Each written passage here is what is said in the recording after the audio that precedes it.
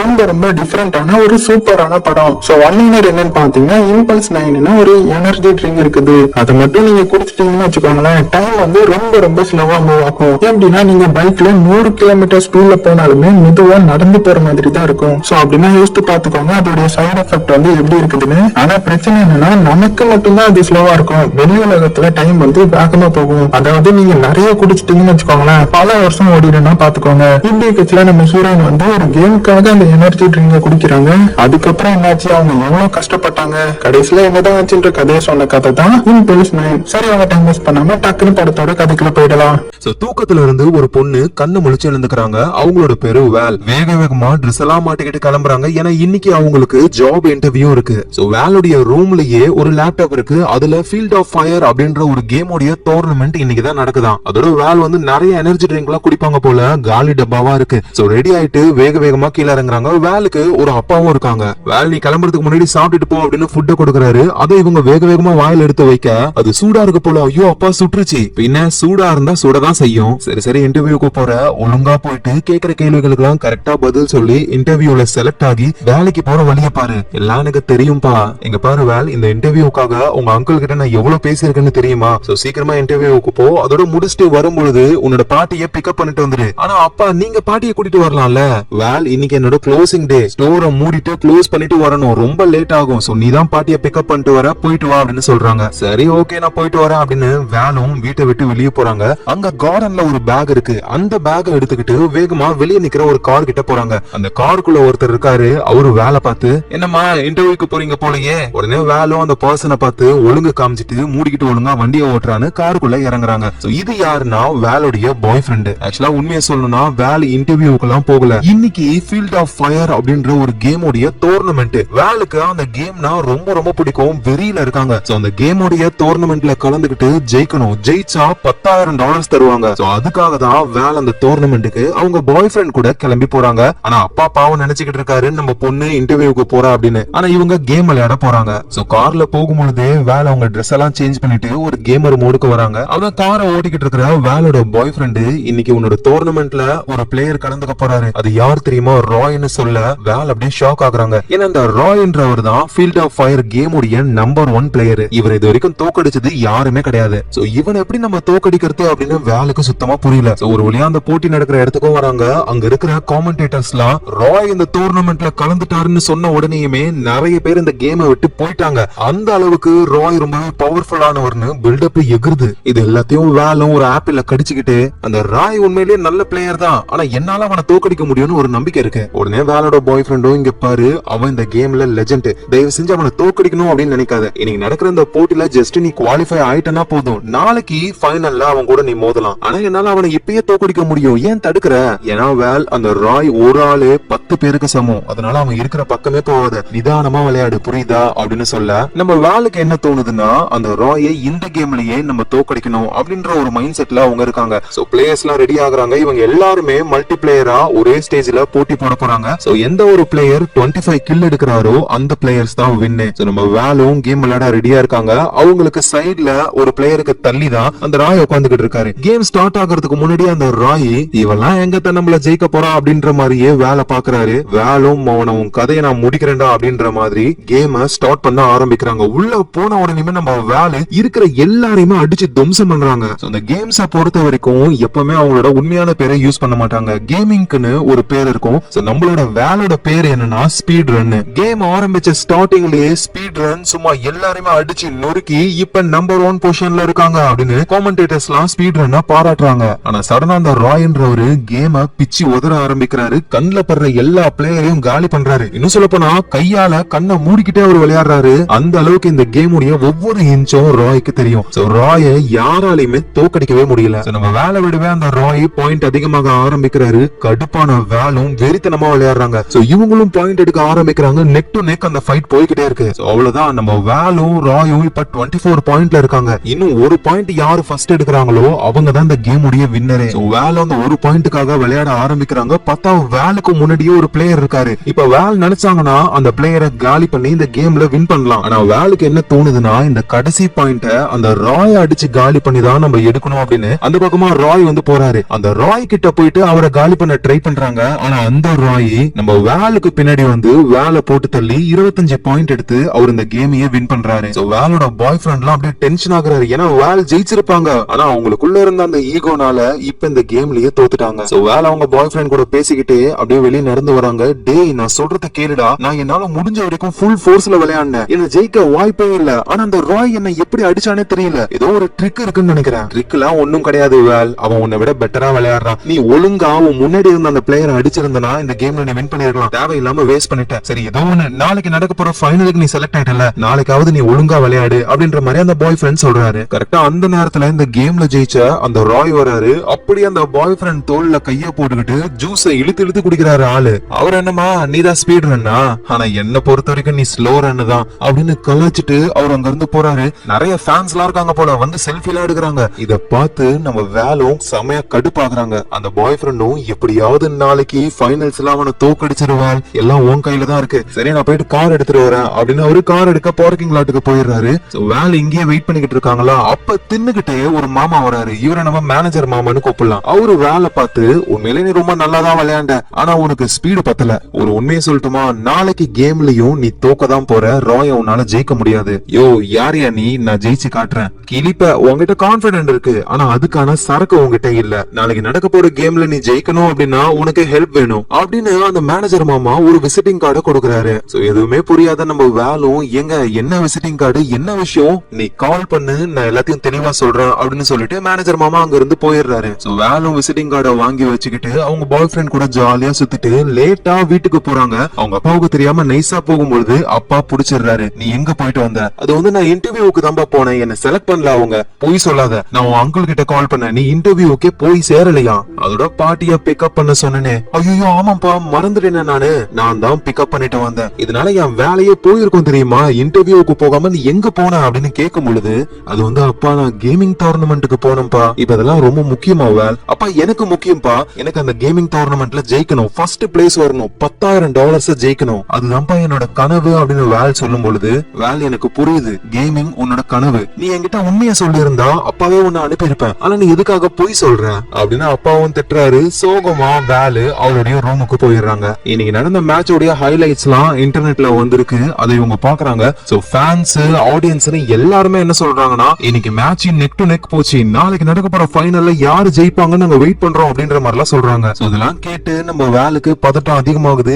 எப்படி நம்ம அந்த ராய தோக்கடிக்கிறது அப்படின்னு குழம்பி போயிருக்கும் போதுதான் அவங்களுக்கு முன்னாடியே அந்த மேனேஜர் மாமா கொடுத்த அந்த விசிட்டிங் கார்டு இருக்கு. சரி ஓகே, அந்த விசிட்டிங் கார்டுடைய அட்ரஸ்க்கு போலாம் அப்படின்னு இவங்க கிளம்பி போக ஆரம்பிக்கிறாங்க. பார்த்தா அது ஒரு கேம் சென்டர். என்ன கேம் சென்டரோட அட்ரஸ் கொடுத்திருக்காருன்னு உள்ள போறாங்க. சில கேமர்ஸ் எல்லாம் இருக்காங்க, ஆனா அவங்கள பார்க்க ப்ரோ மாதிரிலாம் இல்ல, எல்லாம் நோபு தான். நாளைக்கு மேட்ச்ல நம்ம ஜெயிக்கணும்னா இங்க வர சொன்னாரு. அப்படி என்னவா இருக்கும்னு யோசிச்சுக்கிட்டு இருக்கும்போது அங்க மேனேஜர் மாமா வராரு. அந்த ஆளு எப்ப பார்த்தாலும் எதையாவது ஒண்ணு தின்னுகிட்டே தான் இருக்கான். உன்னை கால் பண்ண சொன்னா நேர்லயா வந்துட்ட, ஏன்னா நாளைக்கு நடக்க போற கேம்ல நான் ஜெயிச்சே ஆகணும், எனக்கு ஏதோ சரக்கு பத்தலன்னு சொன்னீங்களே, அது என்ன சரக்கு, நான் கேம்ல ஜெயிக்க என்ன பண்ணணும் அப்படின்னு இவங்க கேட்கும் பொழுது அந்த மேனேஜர் மாமா என்ன சொல்றாருன்னா, அவரோட கேம் சென்டர்ல ஒரு கேம் இருக்கு, அந்த கேமை விளையாட சொல்றாரு. சோ வேலும் அந்த கேமோடைய ஹார்ட் லெவல்ல விளையாடுறாங்க. அந்த மான்ஸ்டர் வந்து நாலா பக்கமும் சுத்தி புல்லட் அனுப்பிக்கிட்டே இருக்கு. அந்த புல்லட் கேப்ல தப்பிச்சு அந்த மான்ஸ்டர் அழிக்கணும். சோ வேலும் ட்ரை பண்றாங்க, ஆனா அவங்களால முடியல. ஏன்னா புல்லட்ஸ் எல்லாம் ரொம்ப ஃபாஸ்டா வருது. அதுக்குள்ள இவங்களால ஜாய்ஸ்டிக்கை யூஸ் பண்ணி தப்பிச்சு அந்த மான்ஸ்டரை அடிக்க முடியல. கேம் ஓவர்னு வருது. இங்க பாருங்க, இந்த கேம் ரொம்ப கஷ்டமா இருக்கு அப்படின்னு வேல் சொன்ன உடனேயுமே பக்கத்துல அந்த மேனேஜர் மாமா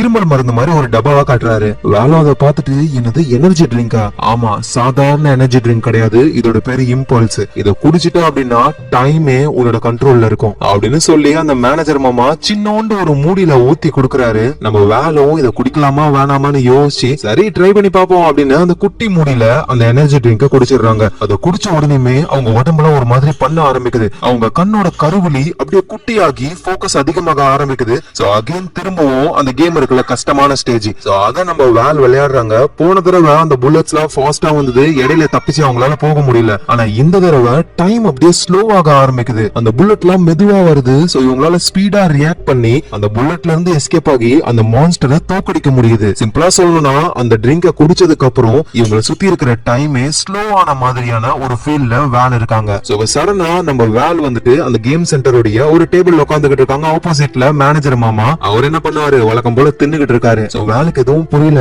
நான் அங்க அந்த கஷ்டமான ஸ்டேஜ விளையாடிக்கிட்டு தானே இருந்தேன், திடீர்னு என்ன இங்க வந்துட்டேன், நடந்த ஏதோ எனக்கு ஞாபகத்துல இல்லையே அப்படின்னு சொல்லும் பொழுது இந்த இம்பல்ஸோடைய சைடு எஃபெக்ட்ஸே இதுதான். எந்த அளவுக்கு டோசேஜ் நம்ம எடுத்துக்கிறோமோ அந்த அளவுக்கு நம்மளால டைமை ஸ்ட்ரெச் பண்ண முடியும். நீ சின்னோண்டு மூடியில குடிச்ச அதோடைய இம்பாக்ட் 1 hour வரைக்கும் இருக்கும். சோ 1 hour நீ அந்த கேமை விளையாடி அங்க பாரு டாப் ஸ்கோர் ஃபுல்லாவே நீ மட்டும் தான். சோ இந்த ட்ரிங்கோட பவர்ல நீ இருக்கும்போது நீ நினைக்கிற எல்லாத்தையும் பண்ணுவ. ஆனா ஒன்ஸ் அந்த பவர் குறைஞ்ச உடனேயுமே நடந்த எதுவும் உனக்கு ஞாபகத்துல இருக்காது. கடைசியா ஞாபகத்துல இருக்கிற ஒரே விஷயம் நீ அந்த ட்ரிங்கை எப்ப குடிச்சியோ அந்த மொமெண்ட் மட்டும் தான் உனக்கு தெரியும். சோ உடனே வேலும் அப்படின்னா நான் இந்த ட்ரிங்கை குடிச்சேன் அப்படின்னா நாளைக்கு நடக்க போற கேமே எனக்கு ஸ்லோ மோஷன்ல தெரியும். ஈஸியா எல்லாரையும் காலி பண்ணிடுவேன். ஆனா என்ன அந்த டோசேஜுக்கு ஏத்த மாதிரி எனக்கு அப்ப நடக்கிற விஷயங்கள்லாம் மறந்து போயிடும். கரெக்டா? கரெக்ட் தான். அதோட ஒரு பாட்டில் $500. இது $500? என்கிட்ட இருக்கிற பணமே அவ்வளவுதான். அதோட இன்னொரு விஷயம் உங்களுக்கு தெரியுமா? இந்த மாதிரி ட்ரிங்க் நான் யூஸ் பண்ணி விளையாண்டேன்னு வச்சுக்கோங்களேன், அது ஒரு சீட்டிங். ஓ அப்படியே சொல்றேன். ஆனா அந்த கேமோடைய லெஜெண்ட் இருக்காரு ராய், அவனே என்னோட கஸ்டமர் தான். இந்த ட்ரிங்க குடிச்சுதான் அவன் சாம்பியனாவே ஆயிருக்கான் அப்படின்னு சொல்லி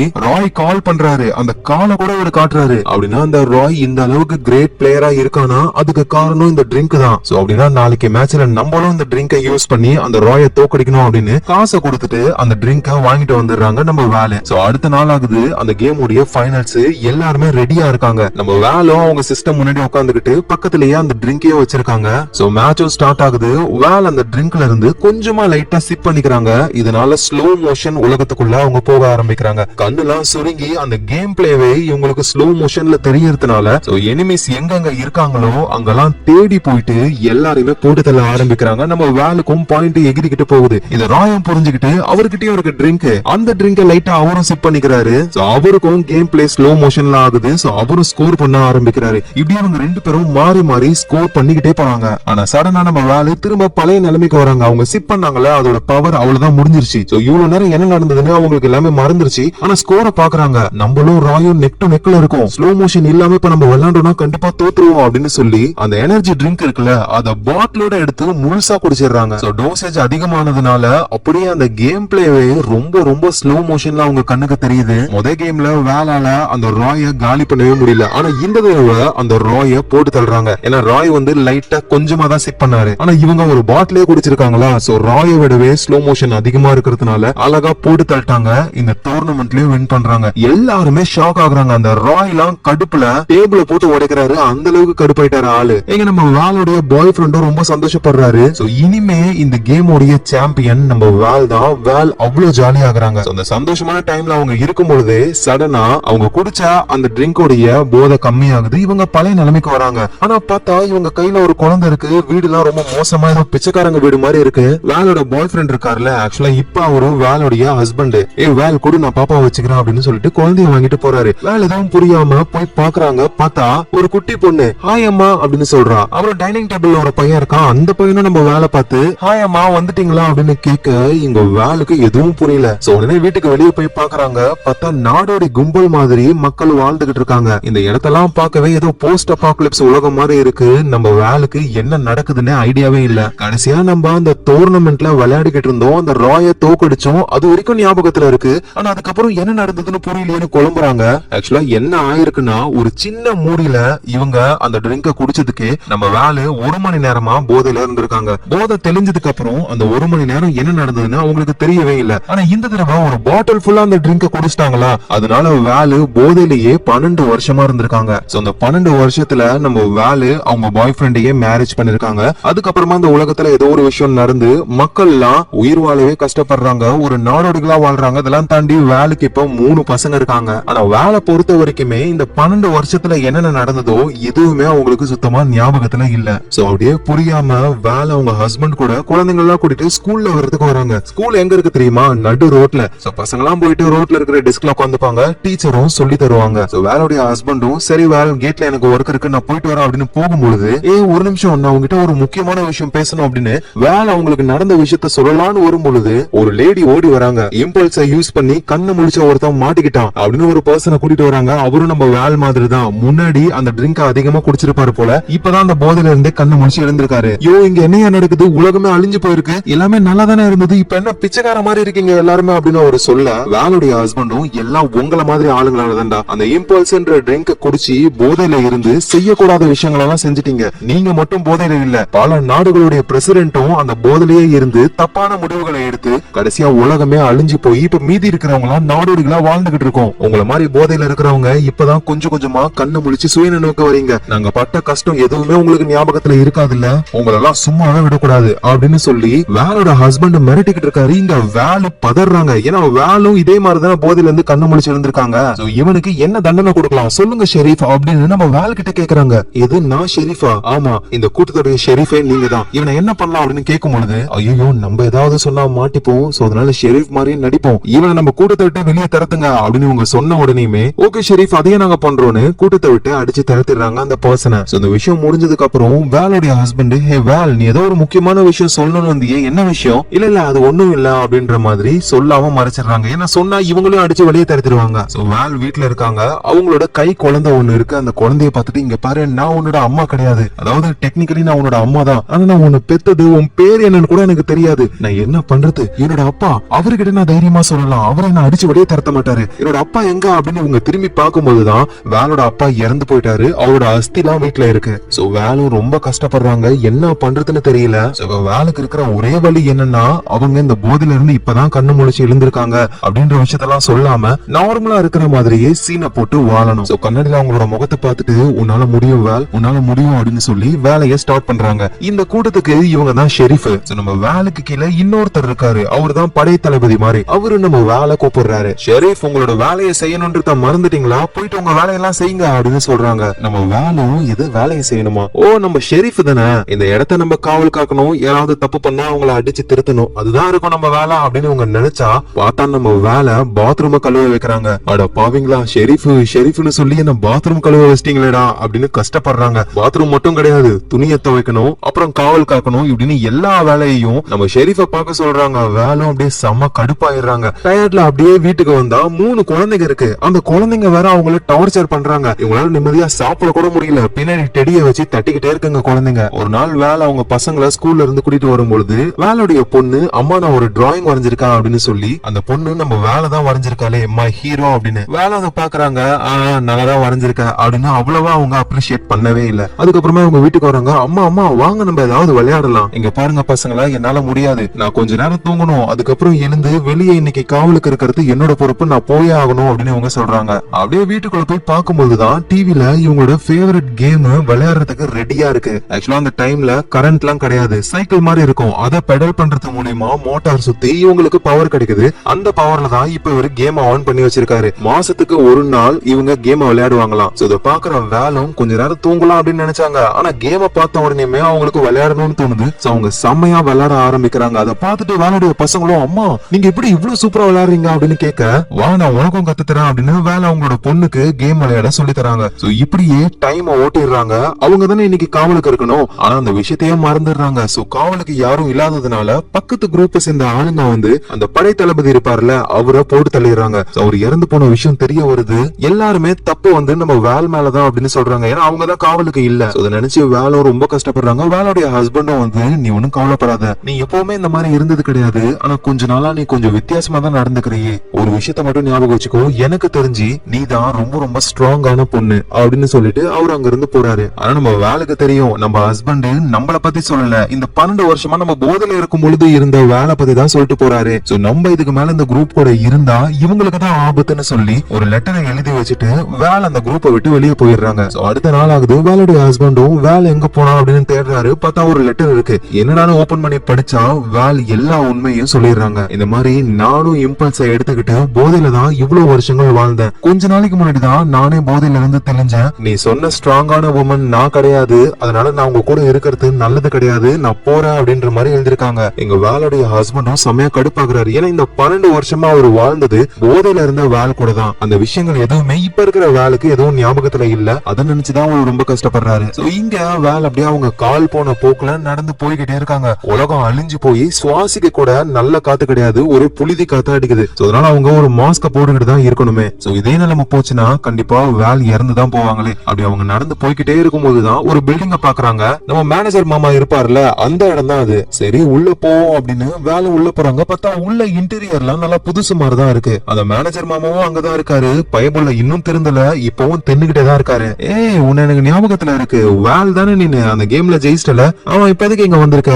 யோ உன்னோட ட்ரிங்க்னால இப்பதான் நான் போதையில இருந்தே தெளிஞ்சேன். எது இப்பதானா அப்படின்னு மேனேஜர் மாமா சிரிக்க, உனக்கு சிரிப்பா இருக்காயா? உன் ட்ரிங்க்னால என் லைஃபே போயிடுச்சு தெரியுமா, பணம் 12 வருஷம் என்ன நடந்ததுன்னு எனக்கு எதுவுமே ஞாபகத்திலே இல்ல. இங்க பாரு, எல்லாமே உன்னோட தப்பு தான். நீ அதிகமா குடிச்சிருப்ப, அதனால ரொம்ப நாள் போதையில இருந்திருக்க. சரி, நீ இருந்தாலும் பரவாயில்ல, நாட்டை பாதுகாக்க வேண்டிய நிறைய பெரிய பெரிய ஆளுங்கெல்லாம் போதையில இருந்து நாட்டையே கவுத்து இன்னைக்கு நம்ம வாழ முடியாத நிலைமைக்கு போயிட்டோம். ஆனா நீ ஒன்னும் கவலைப்படாத வேல், நான் புதுசா ஒரு ஐட்டத்தை வச்சிருக்கேன் அப்படின்னு சொல்லி இன்னொரு ஒரு ட்ரிங்க் எடுத்து காட்டுறாரு. யோ மேனேஜர் மாமா, என்ன திரும்பவும் இதை குடிக்க சொல்றியா? இங்க பாரு வேல், வெளியே இப்ப நிலைமை ரொம்ப மோசமா இருக்கு. இந்த நிலைமையில நீ வெளியே போனா சீக்கிரமாவே இறந்து போயிடுவ. ஆனா இந்த ட்ரிங்க் நீ குடிச்சேன்னு வச்சுக்கேன், அகைன் நீ போதையில இருப்ப, எல்லாமே உனக்கு ஸ்லோவா தெரியும். உன்னால இந்த விஷயங்களை சமாளிச்சு சந்தோஷமா வாழ முடியும். ஆனா அகைன் 12 வருஷம் கழிச்சு நான் போதையில இருந்து கண்ணை முழிக்க தானே போறேன். அதுதான் இந்த ட்ரிங்க்ல ஒரு ஸ்பெஷாலிட்டியே. புதுசா ஒரு இன்கிரீடியன்ட் கலந்துருக்கும். இதனால நீ போதையில இருந்து கண்ணை முழிச்சு எழுந்துக்கவே மாட்டேன், போதையில தான் இருப்ப. எப்படியும் இந்த போதை ஒரு 100 வருஷத்துக்கு இருக்கும். சோ வேலும் சரி ஓகேன்னு அந்த ட்ரிங்க வாங்கிக்கிறாங்க. அது ஒரு கேம் சென்டர் கடை தானே. சோ திரும்பவும் அந்த கேம் விளையாடலான்னு அவங்க உட்காடுறாங்க. அந்த ட்ரிங்க குடிச்சிட்டு கேம் விளையாட ஆரம்பிச்சாங்கன்னா மீதி இருக்கிற வாழ்க்கை ஃபுல்லா அவங்க கேமையே விளையாடிக்கிட்டே இருக்கலாம். அதோட இந்த இடத்துல வந்துட்டு சோலார் பேனல் எல்லாம் போட்டிருக்காங்க மேல, அதனாலதான் இந்த இடத்துல கரண்ட் எல்லாம் இருக்கு. சோ வேலும் கேம் விளையாடலாம் நினைக்கும் போது ஒரு பேப்பர் அவங்க கிட்ட இருக்கு. என்னடா ஓபன் பண்ணி பார்த்தா வேலுடைய பொண்ணு அவங்கள வரைஞ்சு வச்சிருப்பாங்கல்ல, நீங்க தான் என்னோட ஹீரோ அப்படின்னு. அத வேல் பாக்குறாங்க. என்னதான் அவங்க நம்மளோட பசங்க அப்படின்ற விஷயம் ஞாபகத்துல இல்லனாலும் அவங்க என்னோட வயித்துல இருந்து வளர்ந்த குழந்தைங்க. ஒரு அம்மாவா நான் அவங்களை விட்டுட்டு என்னோட சந்தோஷத்தை நான் பார்க்க கூடாது, அதோட என்னோட ஹஸ்பண்டையும் நான் இப்படி விட்டுட்டு வந்திருக்க கூடாது அப்படின்னு அந்த எனர்ஜி ட்ரிங்கையும் எடுத்துக்கிட்டு நேரா திரும்பவும் வேலுடைய ஹஸ்பண்ட்லாம் இருக்கிற அந்த கூட்டத்துக்கே போறாங்க. ஆனா அங்க நம்ம வேலை உள்ள கூட விடவே இல்ல. வேலுடைய ஹஸ்பண்ட், இங்க பாரு, 12 வருஷம் உன் கூட நான் வாழ்ந்திருக்கேன், ஆனா இப்ப எதுவுமே உனக்கு ஞாபகத்துல இல்லவே இல்ல. உண்மையை சொல்லணும்னா எனக்கு ஞாபகத்துல இல்ல. நீ எப்படி எனக்கு ப்ரொபோஸ் பண்ணனு கூட எனக்கு ஞாபகத்துல இல்ல. எது நான் உனக்கு பண்ணனா? நீ தான் கல்யாணம் பண்ணிக்கலாமான்னு எனக்கு ப்ரொபோஸ் பண்ணியே. இவ என் லைஃபே எல்லாம் வேஸ்டா போச்சு. அதான் நான் வெளியே போறேன்னு லெட்டர் எழுதி வச்சுட்டு போயிட்டல, இப்பதுக்கு திரும்ப வந்திருக்க. வெளியே உன்னால வாழ முடியல, அதனால திரும்ப வர, அப்படிதானே? உண்மையான அதுக்காகலாம் திரும்ப வரல. இந்த டிராயிங்க பாரு அப்படின்னு சொல்லி அவங்க பொண்ணு வரைஞ்ச டிராயிங்க காட்டுறாங்க. என்னதான் ஆனாலும் இந்த 12 வருஷம் எனக்கு ஞாபகத்துல இல்லனாலும் நான் உன்னுடைய ஒய்ஃப் தான், அந்த 3 பேருமே என்னோட பசங்க தான். அவங்களுக்காக தான் நான் திரும்ப வந்திருக்கேன் அப்படின்னு அவங்க சொல்றாங்க. வேலுடைய ஹஸ்பண்டோட மனசும் மாறுது. ஆனா அப்பதான் தூரத்துல அப்படியே புழுதிய கிளப்பிக்கிட்டு கார் மாதிரி ஏதோ ஒண்ணு வருது. ஐயோ அவனுங்க வந்துட்டாங்க, எல்லாரும் சீக்கிரமா போங்க அப்படின்னு எமர்ஜென்சி அலாரம் எல்லாம் அடிக்க ஆரம்பிக்குது. அந்த குரூப்ல இருக்கிற எல்லா மக்களும் வேக வேகமா கிளம்புறாங்க. வேலுக்கு எதுவும் புரியல, என்ன ஆச்சு, என்ன நடக்குது இங்க, யார் அவங்கலாம்? நம்மள மாதிரியே இருக்கிற நாடோடிகள் தான், ஆனா என்ன அவங்க மனுஷங்களை தான் சாப்பிடுவாங்க, இங்க வந்துட்டா நம்ம எல்லாரையுமே கொலை பண்ணிடுவாங்க, வேகமா இங்க இருந்து போகணும்னு எல்லாரும் பேக் பண்ணிட்டு ரெடி ஆகுறாங்க. நம்ம வேலை அங்க இருக்கிறவங்க கிட்ட, ஆனா இது நம்மளோட இடம், நம்ம எதுக்கு பயந்து ஓடணும்? இந்த இடத்தை பாதுகாக்க வேண்டிய ஷெரீஃபான நீயே போதக்காரி தானே, உன்ன மாதிரி ஆளுங்களாலதான் நாங்களாம் ஓட வேண்டியதா இருக்கு, அவ்வளவுதான், இனிமே இந்த இடத்துல நம்மளால இருக்க முடியாது, வேற எங்க போய் என்ன ஆக போகுதோ அப்படின்னு புலம்பிக்கிட்டே போறாங்க எல்லாரும். சோ வேலும் புரிஞ்சுக்கிறாங்க, நம்ம மேல இங்க இருக்கிற யாருக்குமே நம்பிக்கை இல்ல, அந்த நம்பிக்கையை திரும்ப நம்ம கொண்டு வந்தே ஆகணும். வேலுடைய ஹஸ்பண்டும் அவருடைய பசங்க எல்லாம் கூட்டிட்டு சேஃபான ஒரு இடத்துக்கு போலாம், சீக்கிரம் வாங்க அப்படின்னு கூப்பிடுறாரு. ஆனா வேல் நான் வரலன்னு சொல்றாங்க. வேல் உனக்கு என்னாச்சு? அங்க வரவங்க உன்னை கொன்னு சாப்பிட்டுருவாங்க. இங்க பாரு, எனக்கு என்ன ஆனாலும் சரி, இங்க இருக்கிற மக்களை நான் காப்பாத்தியே ஆகணும். அதனால முடிஞ்ச வரைக்கும் நான் அவங்களை சமாளிக்க ட்ரை பண்றேன், நீங்க வேகமா தப்பிச்சு போங்க. ஒருவேளை நான் அவங்களை சமாளிச்சுட்டேன் அப்படின்னா வானத்துல பிளார் கன் அடிக்கிறேன், அந்த பிளார் கன்னை பார்த்த உடனேயுமே நீங்க எல்லாரும் திரும்ப நம்ம இடத்துக்கே வந்துருங்க அப்படின்ற மாதிரி அவங்க சொல்றாங்க. வேலுடைய ஹஸ்பண்டும் சரி ஓகேன்னு பசங்களை எல்லாம் கூட்டிட்டு எல்லாருமே அங்க இருந்து போயிடுறாங்க. இப்ப இந்த இடத்துல இருக்கிறது நம்ம வேல் மட்டும் தான். இந்த நேரத்துல அந்த மனுஷங்களை தின்ற கும்பல் அந்த இடத்துக்கும் வருது. ஒரு 6-7 பேர் இருக்காங்க. அவங்க எல்லாரும் நடந்து உள்ள வர ஆரம்பிக்கிறாங்க. அந்த கும்பலோட லீடர் யாரான்னு பார்த்தா ஸ்டார்டிங்ல நம்ம வேல் கூட கேம் விளையாண்டார்ல ராய், அவருதான். அட பாவி டேய், நீ மனுஷங்களை தான் தின்றியா? ஏன்டா இந்த மாதிரி மாறிட்ட? ஏன்னா மனுஷங்க தான் செம்ம டேஸ்ட்ல இருப்பாங்க. இப்போ ஒன்ன நானும் என் ஆளுங்களும் சாப்பிட்டுட்டு இங்க இருந்த மக்கள் எல்லாம் பின்னாடி தூரத்துல தானே ஒளிஞ்சுக்கிட்டு இருக்காங்க, அவங்களையும் கொன்னு சாப்பிடதான் போறோம். காய்ஸ் இவளை அடிச்சு தூக்குங்க அப்படின்ற மாதிரி ராய் சொல்ல எல்லாருமே வேலை அட்டாக் பண்ண வராங்க. சோ கரெக்டா இந்த நேரத்துல வேல் வந்து நம்ம மேனேஜர் மாமா கொடுத்த அந்த புது ட்ரிங்க் அத குடிச்சிடுறாங்க. சோ இதனால கண்ணு அப்படியே சுருங்கி இவங்களை சுத்தி டைம் எல்லாமே ஸ்லோ ஆகுது, அதாவது போதைக்குள்ள இவங்க போயிட்டாங்க. சோ அந்த மனுஷங்களை தின்ற கும்பல் நம்ம வேலை ஷூட் பண்றாங்க. ஆனா இது எல்லாமே ஸ்லோ மோஷன்ல வேலுக்கு தெரியறதுனால அதுல இருந்து அழகா தப்பிச்சு சில புல்லட் அவங்க உடம்புல பட்டாலும் அதுல இருந்து எஸ்கேப் ஆகி அங்க இருக்கிற எல்லாரையுமே 1 by 1 போடுறாங்க. எப்படி அந்த கேம்ல அந்த ராய போட்டு தள்ளினாங்களோ இப்ப ரியல் லைஃப்லயே அந்த ராய போட்டு தள்ளுறாங்க. சோ எல்லாரும் இறந்ததுக்கு அப்புறம் வேல் பிளார் கன் அடிக்கிறாங்க. இத தூரத்துல இருந்து வேலுடைய ஹஸ்பண்டும் பாக்குறாரு. வேல் சாதிஸ்டா, நம்ம எல்லாரையுமே வேல் காப்பாத்திட்டா அப்படின்னு. இதுக்கப்புறம் இவங்க எல்லாரும் திரும்ப அதே இடத்துக்கு போய் சந்தோஷமா வாழ போறாங்க. நம்ம வேலும் சந்தோஷமா அவங்களோட ஹஸ்பண்ட் குழந்தைங்க கூட வாழுவாங்க. ஆனா என்ன, அந்த போதையில தான் அவங்க இருப்பாங்க. அந்த போதை அவங்களுக்கு போகவே போகாது, சாகுற வரைக்கும் அவங்க கூடவே இருக்கும். சோ இப்படின்னு ஒரு ஹாப்பி எண்டிங்கோட இந்த படம் முடியுது. ஆக்சுவலா அந்த படத்துல வர அந்த போதை இருக்குல்ல, அதே மாதிரி ரியல் லைஃப்லயும் சில கெமிக்கல்ஸ் எல்லாம் இருக்கு. அதை யூஸ் பண்ணும்போது ஜஸ்ட் 1 மணி நேரம் தான் அந்த போதையில நம்ம இருப்போம். ஆனா அந்த போதையில நம்ம 100 வருஷம் இருக்கிற மாதிரியான ஒரு ஃபீலை கொடுக்கும். So இந்த கெமிக்கலை வந்து ஃபியூச்சர்ல தப்பு பண்ற மனுஷங்களுக்கு அவங்களோட தண்டனைக்காக கொடுக்கவும் வாய்ப்பு இருக்குன்னு சொல்றாங்க. சோ எது என்னவோ இந்த படம் உங்க எல்லாருக்கும் பிடிச்சிருக்கும் நான் நம்புறேன். ரொம்ப டிஃபரெண்டா இருந்ததுல. சோ அதனால ஒரு லைக்க போடுங்க.